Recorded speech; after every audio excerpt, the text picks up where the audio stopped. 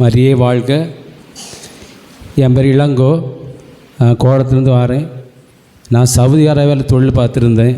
அப்போ ஒரு 200 kilo வெயிட்டுள்ள pipe என் முதுகில் விழுந்து என்னால் நடக்கவே முடியலை. அப்படியே ஒரு 5 மாதம் லீவுக்கு அப்படியே வந்து எவ்வளவோ மருந்து வாங்கி சாப்பிட்டு சரியாகவே இல்லை. அப்புறம் திருப்பி வெளிநாட்டு போகிற நாளும் வந்துட்டு அப்போ எனக்கு கொஞ்சம் கூட குணமாக இல்லை. அப்புறம் இங்கே வந்து அருளா தியானத்தில் 5 நாள் தங்கி உள்ளிருப்பு தியானம் இருக்கி அப்படி சொன்னாங்க. இங்கே வந்து 4 நாள் தங்கினேன். 4ஆவது நாள் நைட்டு இங்கே நற்கருநாதரை எழுந்திட்டபடி இப்படி கொண்டு வந்தாங்க. அப்போ எனக்கு முழங்காலோட நிற்கவே முடியலை. அப்போ நான் எப்படியோ கஷ்டப்பட்டு முழங்கால் நல்லா கண்ணீர் வடித்து கடவுள்கிட்ட இந்த நோய் எனக்கு குணமாகணுமே அப்படின்னு சொல்லி நல்லா செவம் பிடிச்ச பிறகு ஐஸ் கட்டி மாதிரி அப்படியே அந்த முதுகில் பட்டுச்சு.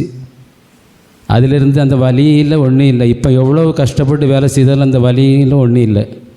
அதே மாதிரி இந்த வருஷம் என் மக 12ஆம் வகுப்பு படிச்சிருந்தாங்க. அப்போ ஸ்கூலுக்கு போயிட்டு இருக்கும்போது கொஞ்சம் சோகமெல்லாம் இருந்து ஒழுங்காக ஸ்கூலுக்கே போக முடியல.